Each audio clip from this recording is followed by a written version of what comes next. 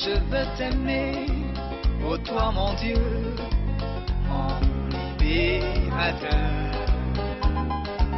Tu m'as créé, tu m'as sauvé, oui je veux t'aimer, oui je veux t'aimer, ô toi mon Dieu, mon libérateur. Tu m'as aimé, tu m'as sauvé, oui je veux. Enseignement de Claude Olivier Atiaba sur l'importance de l'amour et le pardon dans la société. La vie en société évolue au gré des relations que chacun a avec ses semblables et de l'évolution de l'environnement dans lequel ils vivent. En effet, les hommes sont animés par le désir de s'affirmer et de dominer. C'est ainsi qu'on assiste au développement des amitiés et des conflits au sein de toutes les couches de la société.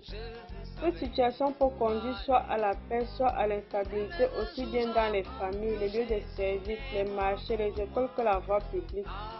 De toute évidence, aucun progrès n'est possible dans le désordre et les conflits. Dès lors, l'amour et le pardon deviennent indispensables pour le vivre ensemble harmonieux. Il s'agit ainsi de définir les règles devant régir les relations interpersonnelles. Ainsi, nous allons aborder les éléments qui conditionnent la paix et le vivre ensemble harmonieux dans la société. Le nécessaire dialogue, l'amour du prochain et le respect de l'ordre établi dans la société. Première partie, la nécessité d'un dialogue constructif. Le dialogue est un échange, un entretien, une conversation, une discussion, une causerie entre deux ou plusieurs personnes. Il s'agit d'un exercice important dans les relations interpersonnelles qui permet de mieux se connaître et se comprendre, d'aplanir les divergences en vue d'un consensus, de trouver des solutions consensuelles aux difficultés et problèmes sociaux. C'est pour cela que les différents acteurs doivent être francs et sincères. La Bible nous édifie en ces termes, je cite, « L'intégrité des hommes droits les guidera, mais la ruse des perfides les ruinera. » Fin de citation. Proverbe chapitre 11, verset 3. Nous devons donc éduquer les membres de notre famille à la vie de honnêteté, à la recherche de l'intérêt général. Sachant que notre bonheur ne peut être effectif que si nous tenons compte des autres.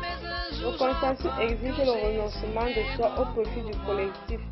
L'honnêteté ne nous rabaisse pas, elle favorise le vivre ensemble harmonieux et traduit notre degré de maturité, d'amour et de respect de la dignité humaine. Il est écrit, je cite, « Qui se conduit en toute simplicité sera sauvé, mais qui mêle deux façons d'agir achoppera dans l'une d'elles. » Fin de citation.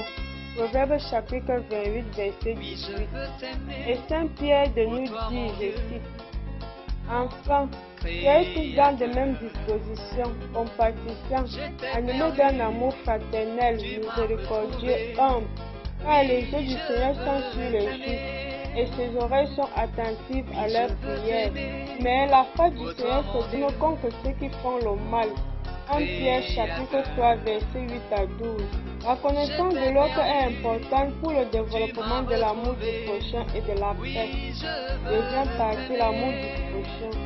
Aimer le prochain implique la prise en compte de ses aspirations et opinions afin de mieux le connaître, le comprendre. C'est pour cela que nous devons cultiver l'écoute, la patience et la tolérance. L'ignorance et la non-prise en compte de l'opinion des autres sont source de conflits, de frustration, de jalousie, de haine.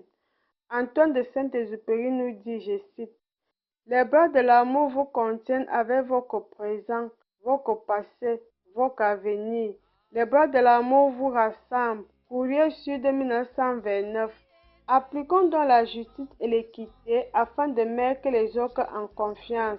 Tout humain est animé du désir de se sentir important, valorisé et rassuré. La Bible nous dit, je cite, « L'amour est patient, il est plein de bonté. L'amour n'est pas envieux, l'amour ne se vante pas, il ne s'enfle pas d'orgueil, il ne fait rien de malhonnête, il ne cherche pas son intérêt, il ne s'irrite pas, il ne soupçonne pas le mal, il ne se réjouit pas de l'injustice, mais il se réjouit de la vérité. Il pardonne tout, il croit tout, il espère tout, il supporte tout. L'amour ne meurt jamais. » Fin de citation. Nous le lisons dans 1 Corinthiens chapitre 13 du verset 4 à 8. Il en ressort que l'amour se traduit par des qualités et actes pratiques. Celui qui aime doit éviter de faire souffrir les autres, de les ridiculiser, de les dévaluer, de les encourager dans le mal, de leur faire du chantage, de les exploiter. La patience, la douceur, l'écoute, la charité désintéressée, le respect, l'honnêteté, le pardon et la tolérance, la vérité et la vertu, le service des autres constituent les fondements de l'amour. L'amour concourt à la paix. Il procède de notre quête permanente de l'amitié avec Dieu et le prochain. Soyons compatissants les uns les autres. Apportons aide et assistance de manière sincère à ceux qui en ont besoin. C'est en cela que nous montrons que nous sommes responsables. Antoine de Saint-Exupéry nous dit, je cite, « Être homme, c'est précisément être responsable. C'est connaître la honte en face d'une misère qui ne semblait pas dépendre de soi. C'est être fier d'une victoire que les camarades ont remportée. C'est sentir en posant sa pierre que l'on contribue à bâtir le monde. » Fin de citation. Terre des hommes 1939. Troisième partie, le respect de l'ordre établi. Afin de réguler les relations interpersonnelles, toutes les structures humaines se dotent de codes de conduite inspirés des Saintes Écritures.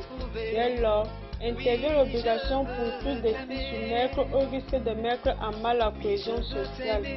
C'est pour cela que nous devons tous faire des concessions et toujours agir en tenant compte des aspirations des autres.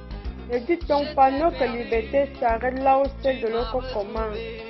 Il s'agit d'une dynamique d'ensemble où chacun doit s'impliquer afin de jouir de ses droits tout en satisfaisant ses obligations vis-à-vis des autres. C'est ce qui donne un sens à notre existence. Et Antoine de Saint-Exupéry de nous dit encore, je cite, « Quand tu te donnes, tu reçois plus que tu ne donnes, car tu n'étais rien et tu deviens. » Fin de citation.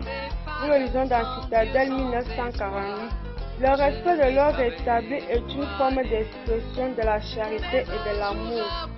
Et Saint Paul de nous dit, je cite, « Que toute personne soit soumise aux autorités supérieures, car il n'y a point d'autorité qui ne vienne de Dieu. Et les autorités qui existent ont été instituées de Dieu. » Romains chapitre 13, verset 1. Le vivre ensemble harmonieux n'est possible que là où règne l'amour et le respect de l'ordre social établi. Il s'agit d'un préalable à la réalisation de notre amitié avec Dieu. Dieu soit Jésus-Christ.